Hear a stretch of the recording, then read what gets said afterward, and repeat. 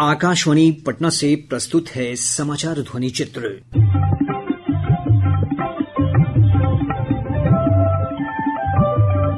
आज के इस अंक में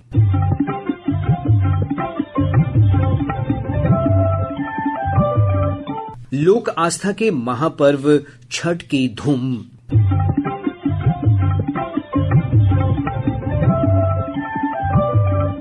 एक श्रद्धांजलि बिहार कोकिला शारदा सिन्हा को।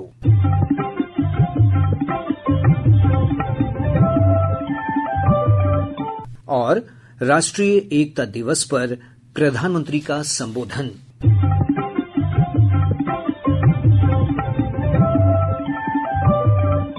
लोक आस्था के महापर्व छठ को लेकर पूरे प्रदेश में उत्साह का माहौल है।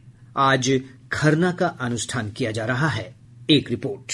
चलवा के पात पर उगेलन सूरज मल झाके झूठे।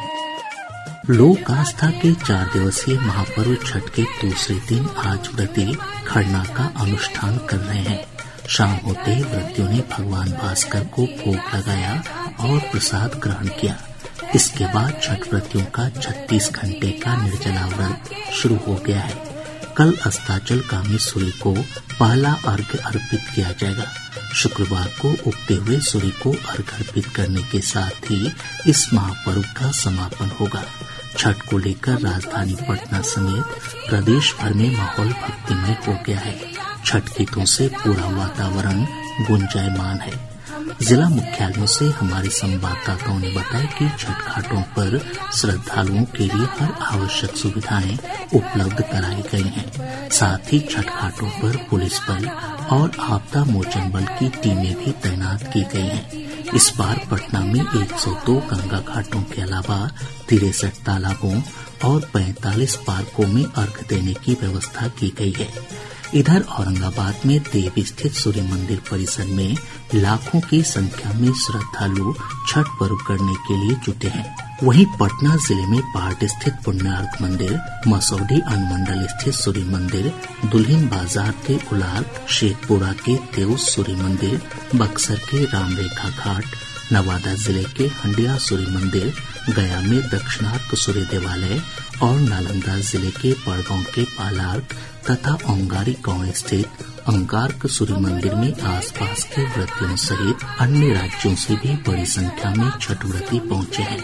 राष्ट्रपति द्रौपदी मुर्मू और प्रधानमंत्री नरेंद्र मोदी ने छठ पूजा के अवसर पर बधाई दी है। राष्ट्रपति ने अपने शुभकामना संदेश में कहा कि प्रकृति से जुड़ा यह त्योहार आध्यात्मिक चेतना जगाता है और सभी को पर्यावरण संरक्षण की दिशा में काम करने के लिए प्रेरित करता है। राज्यपाल राजेंद्र विश्वनाथ आर्लेकर और मुख्यमंत्री नीतीश कुमार ने भी लोगों को शुभकामनाएं दी हैं। आकाशवाणी समाचार के लिए पटना से मैं अभिषेक दास। अमरूदिया के पात पर उगेलन सूरज मल झाके झूठे। बिहार कोकिला शारदा सिन्हा का कल दिल्ली एम्स में निधन हो गया। वे 72 वर्ष की थीं। आकाशवाणी समाचार की एक श्रद्धांजलि।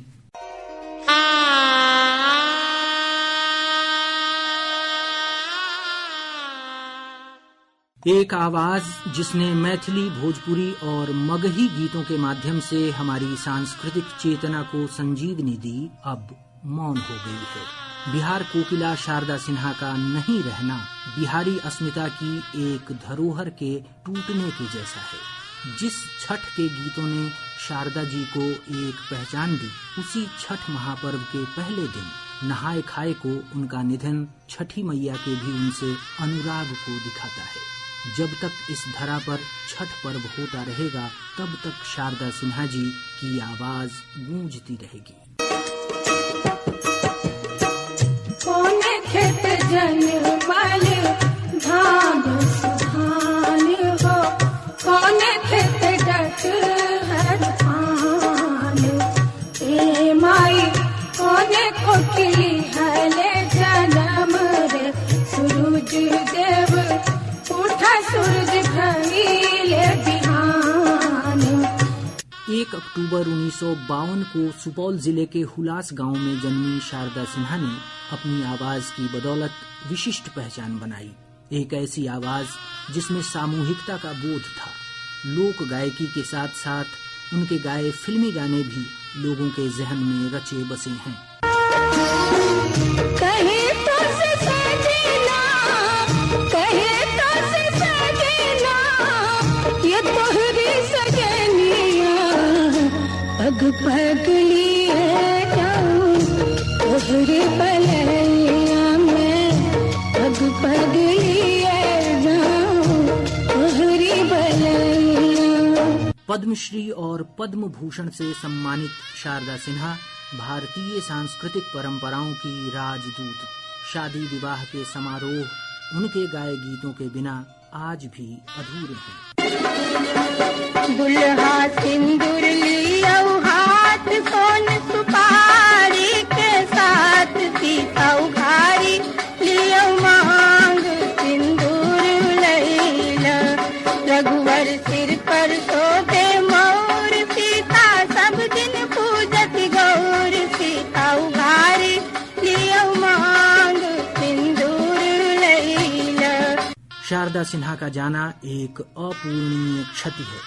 हालांकि शारदा सिन्हा जैसी सरस्वती की वरद पुत्रियां कभी मर नहीं सकती, वो सिर्फ मौन हो सकती हैं। अब शारदा सिन्हा भौतिक रूप से हमारे बीच नहीं रहीं, किंतु उनकी आवाज सदियों तक हमारे जहन में रची बसी रहेंगी। समाचार कक्ष से संतोष कुमार झा।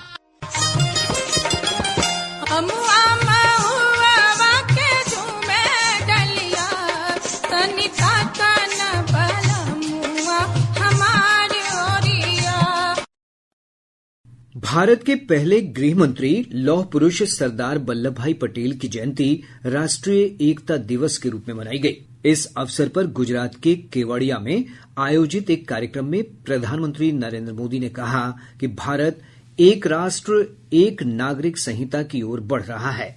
उन्होंने कहा कि यह धर्मनिरपेक्ष नागरिक संहिता होगी और इससे भेदभाव समाप्त होगा। Bharat one nation one civil code यानी सेकुलर सिविल कोड की तरफ बढ़ रहा है। इसके भी मूल में सामाजिक एकता, सरदार साहब की बात ही हमारी प्रेरणा। इससे अलग अलग सामाजिक वर्गों में भेदभाव की जो शिकायत रहती उसे दूर करने में मदद मिलेगी। देश की एकता और मजबूत होगी। देश एकता से संकल्पों को सिद्ध करेगा। इसके साथ ही आज का समाचार ध्वनि चित्र कार्यक्रम संपन्न होता है। ये कार्यक्रम प्रत्येक बुधवार की रात 7:52 पर आकाशवाणी पटना के प्रादेशिक समाचार एकांश द्वारा प्रस्तुत किया जाता है। संपादन अभिषेक दास, वाचन खालिद रशीद, ध्वनि अंकन राहुल कुमार और प्रस्तुति कृष्ण कुमार लाल।